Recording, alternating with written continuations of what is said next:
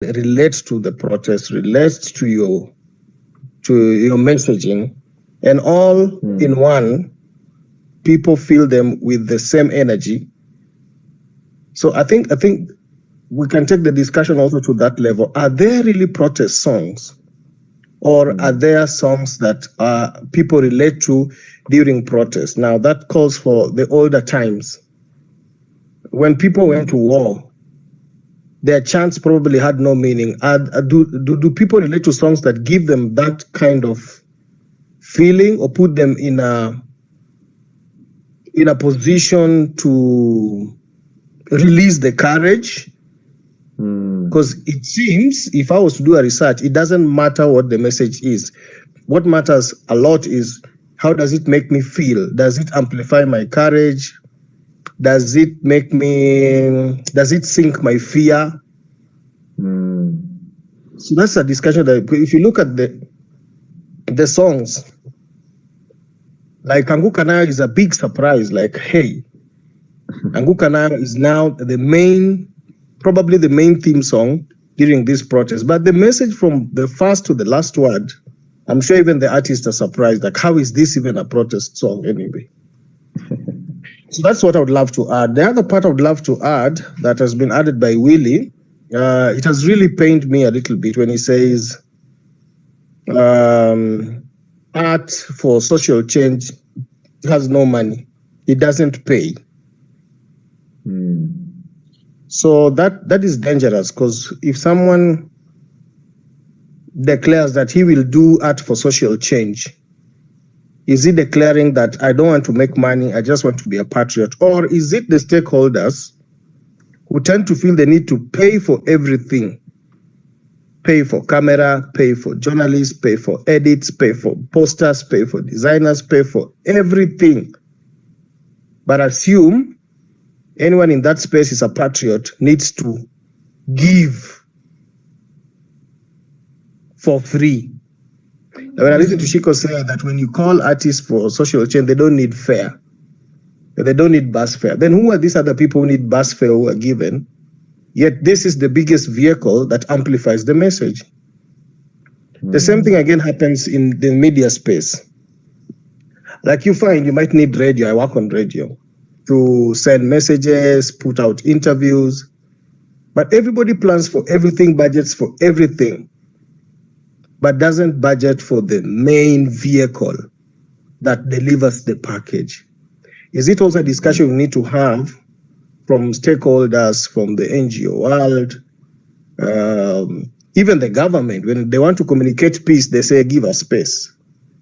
When they want to communicate, there's drought somewhere, they need free airtime, they need you to give your time. But when they want to communicate other stuff, they're ready to pay for it, but not what matters most to Kenyans at any particular time. So these vehicles, artists who do this particular song, like Willie has made me feel that kind of, hey, okay, what Willie is saying is so simple, but again, it almost means if Bob Marley was alive, he would never be paid to sing Redemption Song, or never be called to deliver just that package if he was alive. But he would be called to sing Pimple's Paradise, etc., and get paid for it. So that's also something we need to talk about. Like we can print 1 million T-shirts, but not pay 100,000 for an artist to come and package the entire messaging. So maybe that's another level we need to think about, because we've seen how instrumental music packaged well in 2 minutes can deliver the message that will be created for almost 6 months in a boardroom.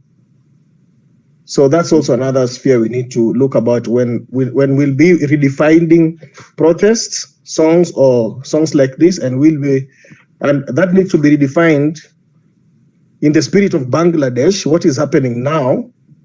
We are moving to music is becoming art is becoming a very important tool for non-violent revolutions.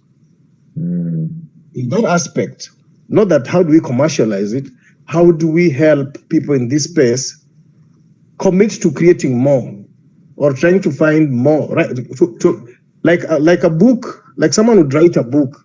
How do we encourage this space for people to write more music without caring whether because they know there's a market for it per se, then we can affect our content. Because during the Gen Z protest, on radio, each song that was out meant something, related to something. And Kenya has always struggled to define what is brand Kenya, and the brand Kenya came out from music, from dressing, from attitude, from I think during that time, probably there was no bongo song that was playing. If you're on radio, you'd feel like, hey, BN just released another. Ooh, somebody released another. And they were sounding really nice, and they meant well, especially Udem and Itwanani.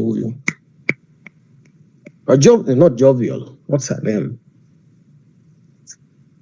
The song was really nice, and that was a big surprise coming from her, who's been singing ballads all the time. And a side of her came out like, hey, Nani, what's her name?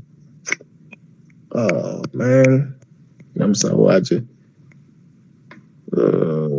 This guy, lady sing Radio Love, Radio, that lady. So anyway, that introduces those two aspects of the conversation. How do we create a space that they can be appreciated? I'm avoiding using commercialized or believe they have market for this pork. And how do we redefine protest song? Are there songs that the message from first to the last appeal to the common idea, or do they just capture the mood or do they amplify the courage and the spirit in you? How do we define a protest song? Moving on into the future.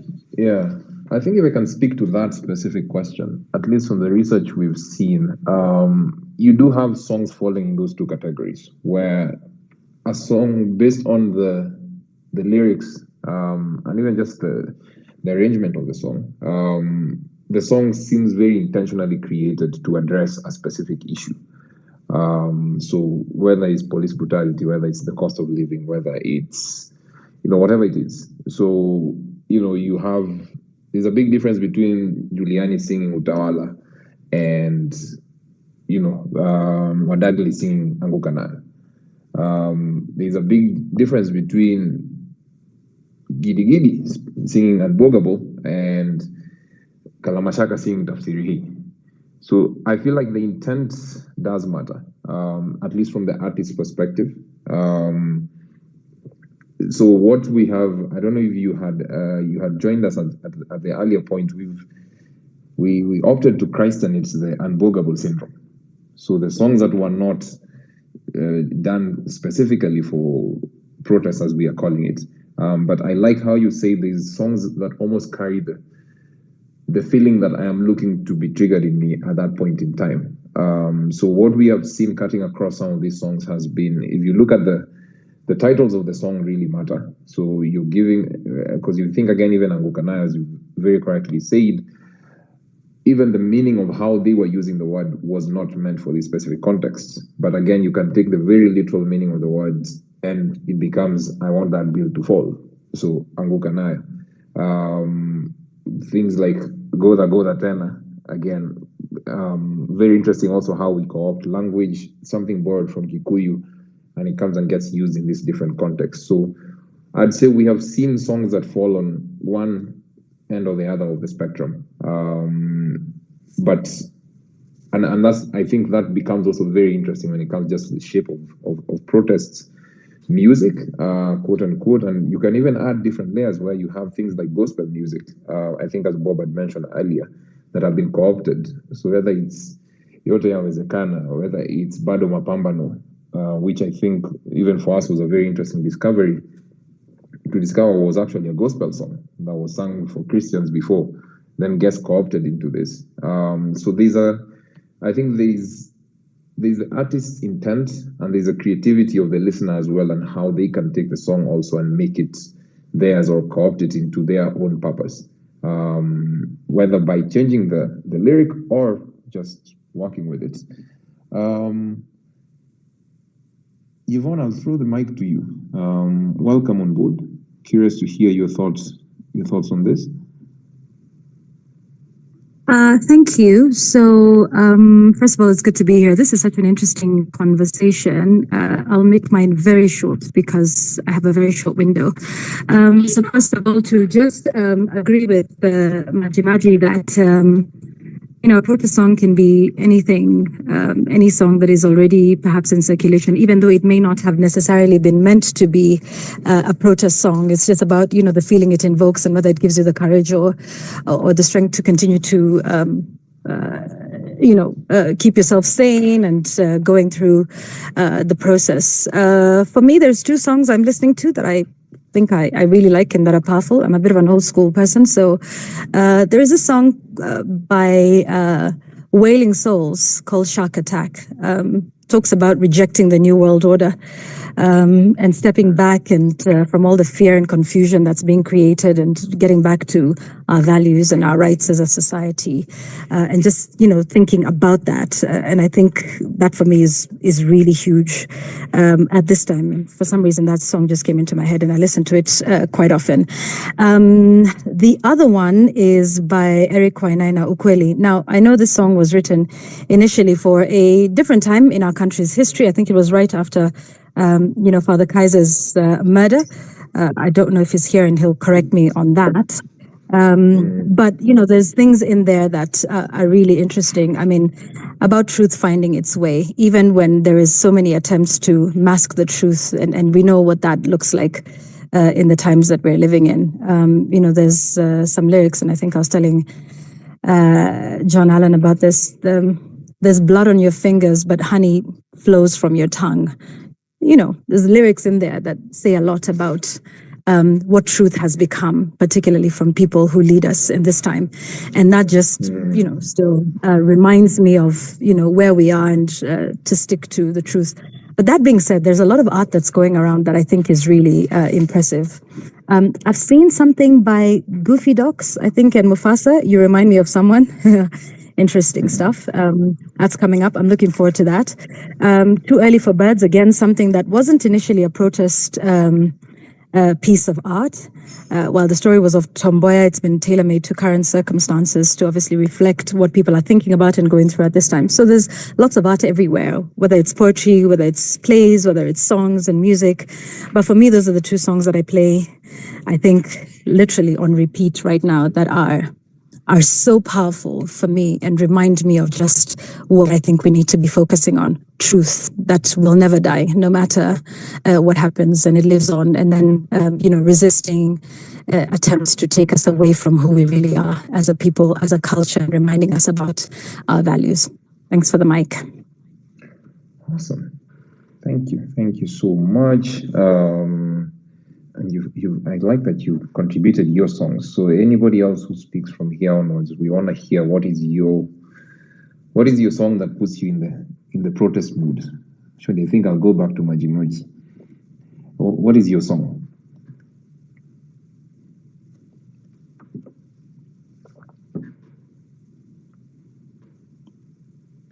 Majimaji, I don't know if you can hear me.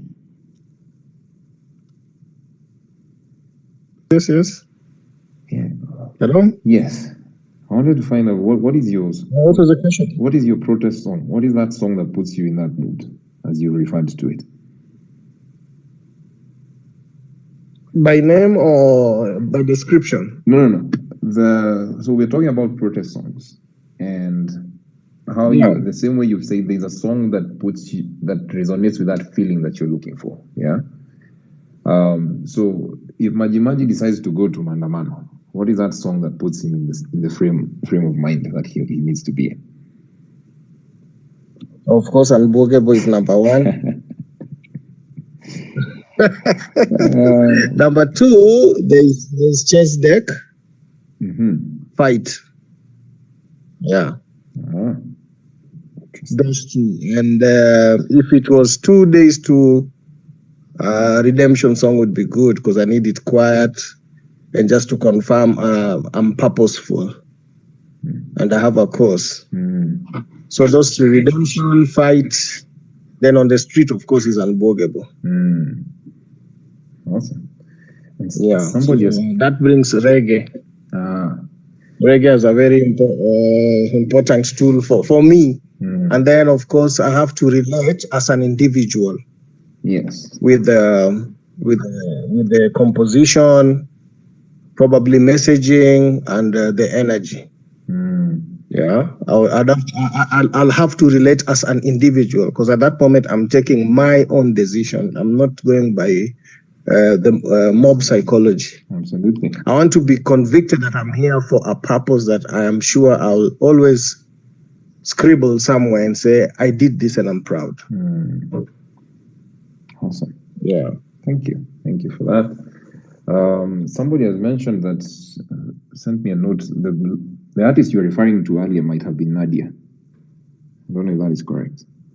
Nadia Mukami. Yeah, it's Nadia. Nadia Mukami. There you go. Fantastic. Welcome to everybody again who's joining us, who's joined the conversation a bit later. Very, very interesting conversations. I would throw the mic to a man who I'm sure has a lot to say about these topics. Dan, karibu sana. Oh, hey. Sorry, I joined late. I apologize. Life of a producer. So first of all, I listened a little bit to Eric, who is for me, my generation of musicians, Eric was the gold standard of how to write a song and how to write a song for protest. And actually, Eric has an album called Love and Protest. So I disagree with Maji at it's by chance. Hakuna by chance. We write these things on purpose. We are definitely speaking a specific thing that's in our hearts. And if it takes off, it takes off. I also agree with slightly, maybe I don't disagree totally, but I do agree slightly. I think it's Waire who said this to me when I was a younger artist. He said, you never know how far the song will go. And so sometimes the song does take a different form, and it embodies a different feeling. But I think one of the things that I don't know has been mentioned here, and even in the history of protest music in Kenya, is that the format of the music is a very important thing. Under the repression of Kenyatta 1 and Moi 1, and Moi's time, the protest music took its best form as a live. So it was very hardly recorded. And you have to remember musicians such as Kamaro, who wrote a lot of tracks that were existing only as live. They were, very rarely recorded. And also Kina Dio Misiani and many, many others. Because, and this is important also in the history of Kenyan music, don't forget that our entire live music culture was built because of protest. The one-man guitar culture was built entirely because of protest, because Moi shut down the radio stations because of protest music. And so the only place that protest music could be played was live, and specifically at funerals. That's why a lot of funeral dirges are always adapted in protests, and also in rugby games or football games. The culture comes from the only time you could gather as a Kenyan during later times of Kenyatta and Moi was at funerals, and that's why a lot of politics is played there, and also why a lot of our music, strongest part of our musical culture is in dirges, and those are the ones that tend to cross over into protest songs and in protest environments. I also want to make one other note that the protest music is one side of the equation. The other side of that equation is the praise stuff, and that is very deliberately manufactured and deliberately paid for and funded to create and evoke feelings, right? The latest song of that is also Tugo Kiriatene, which was very deliberately written for a specific political purpose, because dictators and politicians especially have a good understanding of how music moves the soul and how it's an important part. In fact, Moi spent 18 or 20 years trying to re-engineer Kenya's popular music to become what he wanted, because he was a big choral music guy. He actually created a choir, Muungano Choir, and he spent a decade trying to get them to be popular. They finally got a hit song, I think, in 1988. and the idea was always to pacify music because of how potent music was, and Kina Kamaro and the resistance of Kina Diomisiani that was in funerals where you couldn't really beat people up because funerals are difficult things even for terrible police people to live in. But he was looking for a way to neutralize that stuff that was happening that way in places where he couldn't control. And so it's important to think about that in the history of these songs, that as some of them have been, totally engineered to drive us into love and affection for political figures and especially dictators. And even the biggest musicians in the world have been used in that way. And so considering what effect that then the other side of the music, which is the protest and kind of the resistance side, the rebellious part of music, it's really important to consider that it's always an antidote to something that is being pushed on one side very, very strongly. Even in this protest, there's some music that's coming out, and I won't mention names. There's some music that's Tawala Kenya genre of music and how it is deliberately powered to